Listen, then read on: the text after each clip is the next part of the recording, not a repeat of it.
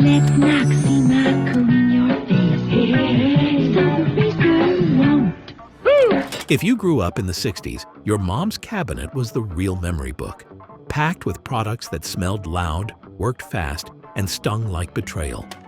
Let's revisit the stuff she swore by, whether it soothed, burned, or just made everything smell like Vicks. Number 1. Johnson's Baby Oil and that slippery pink cap. I used to have a real problem flying. A stewardess can only take one suitcase. Well, I needed one suitcase just for my creams and lotions and bath oil. I have very dry skin, but now I only take Johnson's Baby Oil. You couldn't walk into a 1970s nursery without spotting that unmistakable bottle of Johnson's Baby Oil.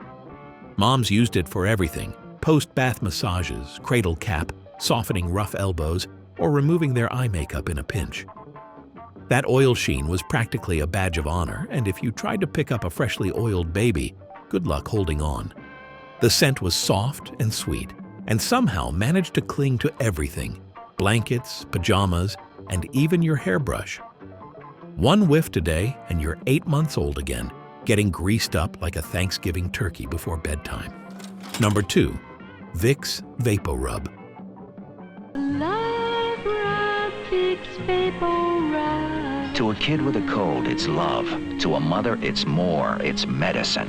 When kids got sick, out came the Vicks, rubbed on chests stuffed into humidifiers, or smeared on the soles of your feet with socks over top. It was Mom's universal cure-all. That eucalyptus cloud meant care, concern, and maybe an extra day home from school. You'd lie there breathing like a dragon while Mom tucked the covers high and whispered, "Just rest." Vicks wasn't just a treatment, it was a lullaby in a jar. Number 3. Playtex Nurser bottles with drop-in liners. I believe in breastfeeding, but sometimes I need to use a bottle. Then I always use the Playtex Nurser. Before everything was BPA-free and double-vented, we had Playtex Nursers. Moms filled the soft, rubbery liners with formula, popped in the nipple, and hoped for no air bubbles. Those liners were a blessing and a curse, but they were clean, and that counted for everything. And the crinkle when you squeezed the liner? Iconic. It was the soundtrack of feeding time, right alongside the gurgles and burps. You'd see a tray of clean bottles drying near the sink like glass soldiers, ready for action. Formula, burp cloth, rocking chair. It was a ritual, and Playtex was at the center of it. Number 4. Avon Skin So Soft. The #1 floating bath oil in America. Yes, it was a moisturizer, but in 1970s households, Skin So Soft doubled as bug repellent, leg shine, bath oil, and possibly magic potion. Moms slathered it on and swore it kept mosquitoes away better than anything from the drugstore. The smell alone brings back memories of summer nights, screen doors, and picnic blankets. It lived in every bathroom cabinet and most glove compartments.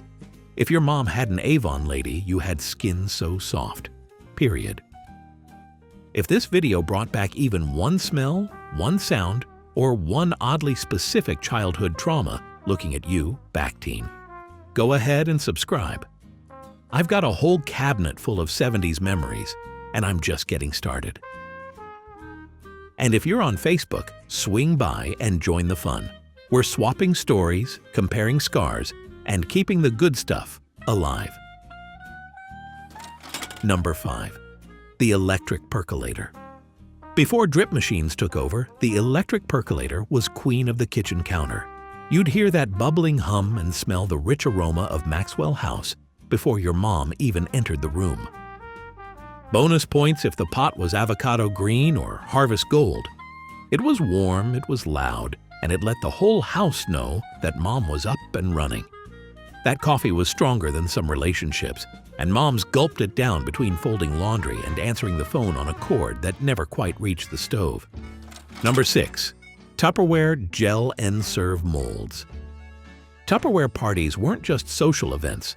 They were how moms armed themselves with gear for gelatin masterpieces. Those ribbed plastic molds held everything from tomato aspic to fancy layered fruit salads. The secret wasn't just in the recipe, it was the burp of the lid. That sound meant freshness, pride, and maybe a future in direct sales.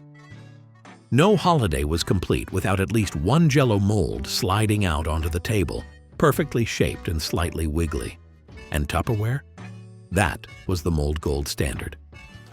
Number 7. Noximma Cold Cream. I'm so excited. I'm gonna get cream. Let Noximma cool your face. So the freezer won't. Stored on top of the toilet tank or tucked behind the vanity mirror, that blue jar meant business. Moms used it to remove makeup, soothe sunburns, and even calm razor burn. If it tingled, it was working. If it didn't tingle, you probably needed more. That sharp menthol blast made you feel like something medicinal was happening. And it doubled as a mini facial when Mom had 5 minutes of peace, usually around 11:45 p.m. Number 8. Clorox Bleach, a white laundry religion. See any cleaning difference? The one I wash with my detergent is just dirty. The one washed with Clorox looks so clean. Every 1970s mom swore by the miracle power of Clorox. Whites had to snap when hung on the line. One capful in the wash, and suddenly your husband's socks didn't look like they'd been dragged through the yard. That smell? Clean, sharp, unmistakable, and possibly etched in our nostrils forever. It wasn't just laundry, it was exorcism. Bleach meant business. Towels came out brighter, sheets smelled like hospital corners, and if you ever used a washcloth after it had a Clorox soak, you knew it. Your skin knew it. Everyone knew it. Number 9. Diaper service delivery, because washing cloth diapers was brutal. Before Pampers became standard, many 1970s moms relied on cloth diapers and diaper delivery trucks. You left the dirty ones out in a pail, and clean, crisply folded cotton arrived at your doorstep like clockwork. It felt fancy, even if it smelled like reality. There was a certain rhythm to it all. Fold, pin, rinse, repeat. And heaven help you if the safety pin popped open mid-wiggle. Those were the diaper wars, and moms fought hard. Number 10. Dimetap Cold Medicine. Take Dimetap. Dimetap in non-prescription formulas brings proven relief. So take the advice of doctors and pharmacists. The tea works. That unmistakable purple syrup. Half grape soda, half chemical warfare. Dimetap wasn't just a cold medicine. It was a childhood rite of passage. Moms measured it out in those tiny plastic cups, always a little too full, with the warning, "Don't spill this on your shirt, it stains." And of course, it always stained. But the weird part? You kinda liked the taste, and it knocked you out like a warm hug and a lullaby. Number 11. Orael Teething Gel. Did it numb the gums? Absolutely.